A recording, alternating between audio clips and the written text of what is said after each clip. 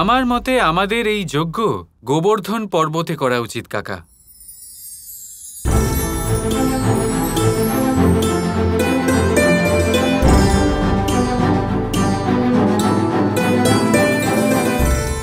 গোবর্ধন পর্বতে? কিন্তু কেন? যতদূর আমি শুনেছি সেখানকার বিষয়ে বলা হয় যে সেখানে যদি কোনো যজ্ঞ করা হয় সেটা শীঘ্রই ফলে যায়, তাই না রাধা? হ্যাঁ বাবা, গোবর্ধন পর্বতের অনেক মান্যতা আছে। যদি তাই হয় তবে এই পুজো গোবর্ধন পর্বতেই হওয়া উচিত। কি উগ্রপতি বাবু? হ্যাঁ বৃষবান মশাই, গোবর্ধন পর্বত খুবই পবিত্র স্থান, এই পুজোর জন্য একদম সঠিক।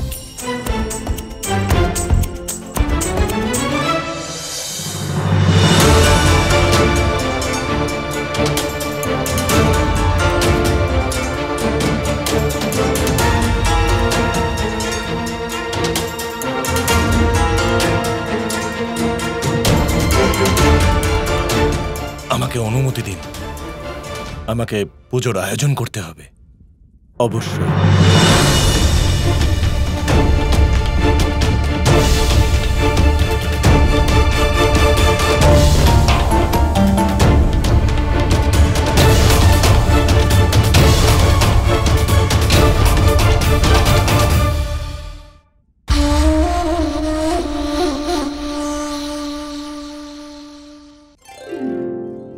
যজ্ঞ করার জন্য কেউ তো আমাকে গোবর্ধন পর্বতে নিয়ে যাবে না, কেবল বাবা, কাকা আর কিছু লোক যাবে।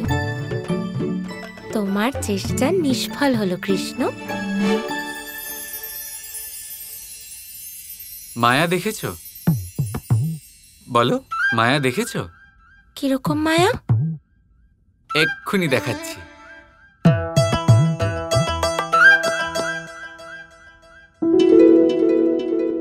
চোখের পাতা তো আমিও ফেলতে পারি, দেখো দেখো।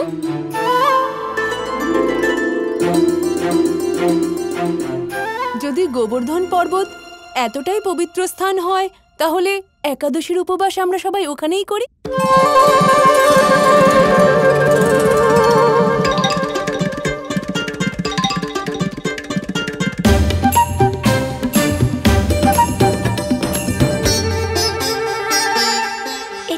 মায়া নয়, আমি জানি তুমি আগেই মাকে বলে রেখেছো।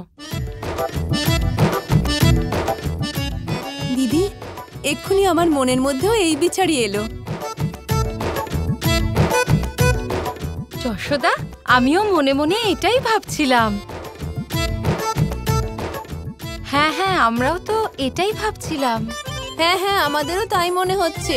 হ্যাঁ, আমাদেরও তাই মনে হচ্ছে, এটাই উচিত। যদি এটাই সবাই চায় তাহলে তাই হোক।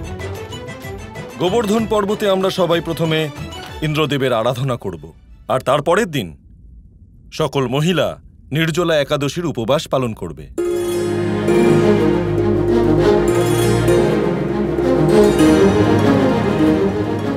অদ্ভুত কৃষ্ণ, আমি কতখানি বুঝতে পারি তোমায় জানি, কিন্তু তবুও তুমি প্রতিদিন প্রতি মুহূর্ত আমাকে বিস্মিত করে দাও।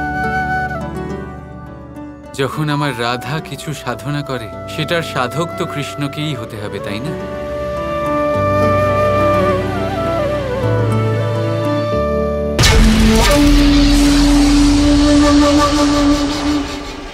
আপনাকে স্বাগত জানানোর সমস্ত ব্যবস্থা হয়ে গেছে।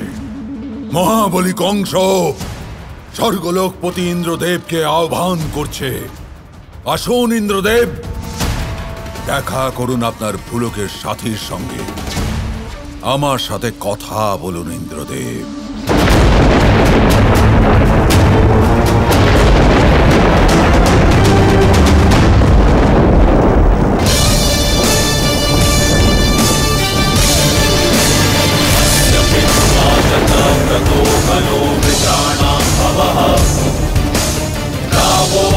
Yasya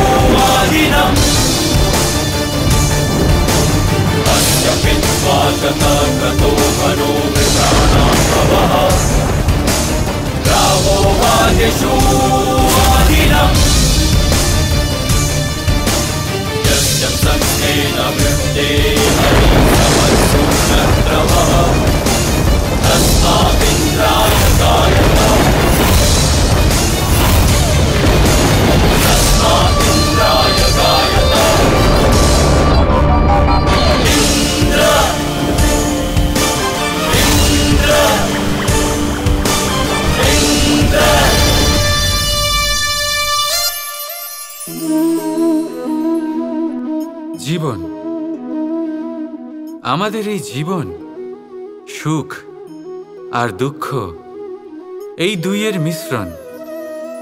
এদের সংমিশ্রণই জীবনের ভারসাম্য বজায় রাখে। এখন এই সুখ এমন এক বস্তু যাকে সবাই খুঁজে চলেছে। দুঃখ এমন এক অনুভূতি যা সবার কাছে আছে। আমাদের প্রত্যেকের জীবনে সুখ আর দুঃখ আসতে থাকবে আর যেতেও থাকবে। এটা অবশ্যই জীবনে থাকবে, কিন্তু সফলতা এটা সবার জীবনে আসে না। কেন? কারণ এই সফলতা সুখ আর দুঃখের দ্বারা প্রাপ্ত হয় না। সফলতা প্রাপ্ত হয় নিজের উপরে বিশ্বাস করতে থাকলে। আকাশের ওই সূর্যকে দেখুন, সূর্যের বিশ্বাস আছে নিজের উপর যে সে সমস্ত জগৎকে আলোকিত করতে পারবে, নিজের প্রথম রশ্মি দিয়ে অন্ধকারকে দূর করতে পারবে। সূর্য এই বিশ্বাস নিয়েই আসে, আর কিছুক্ষণের মধ্যেই সমস্ত সংসার থেকে অন্ধকারকে বিনাশ করে ফেলে সে। তাহলে মনে রাখবেন, এই সুখের আভাস, এই দুঃখের অনুভূতি আসতেও থাকবে আর যেতেও থাকবে। শুধু নিজের উপরে বিশ্বাস রাখুন, তারপর দেখবেন এই সফলতা আপনার দাস হয়ে থাকবে। রাধা রাধা।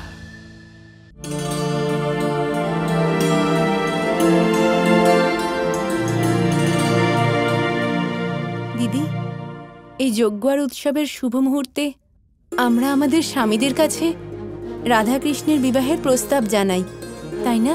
হ্যাঁ, আর আমরা এটাই প্রার্থনা করব যে আমাদের সন্তানদের বিবাহ যেন ধুমধাম করে হয়।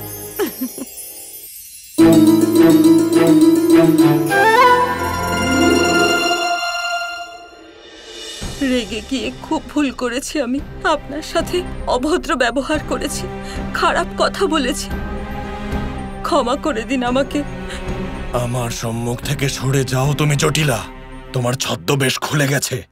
তোমরা দুজন মিলে অনেক পাপ করেছো, তাই আমি তোমাদের আর আপন করতে পারবো না। বেরিয়ে যাও আমার বাড়ি থেকে এই মুহূর্তে।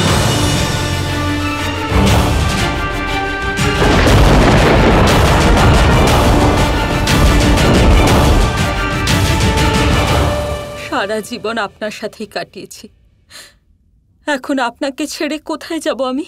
মমতাতে ভ্রান্ত হয়ে গেছিলাম। আমার ছেলে যা চেয়েছিল সেটা ওকে দিতে চেয়েছিলাম, তাই জন্য খুব বড় ভুল করে ফেলেছি আমি। তুমি ভুল নয়, অপরাধ করেছো জটিলা। আর অপরাধীকে ক্ষমা নয়, দণ্ড দেওয়া হয়। অনুশোচনার আগুনে পুড়ে যাচ্ছি আমি, যেরকম আপনি চেয়েছিলেন। ক্ষমা করে দিন। কিন্তু এত সব কিছুর পর আমি কিভাবে তোমাদের দুজনকে বিশ্বাস করব, কিভাবে ক্ষমা করব? উত্তর দাও আমাকে। আপনার ধর্মপত্নী আমি, আপনার অর্ধাঙ্গিনী। আপনার আরাধ্য ইন্দ্রদেবের পুজোয় আপনার সাথে বসব, তাহলেই তো পূর্ণ ফল প্রাপ্তি হবে আপনার। আর বিশ্বাসের কথাই যখন উঠল, আমি কথা দিচ্ছি আজকের পরে রাধা আর আয়ানের বিবাহ সম্পর্কে কোনো কথা বলবো না আপনাকে। Krishna Krishna Krishna Krishna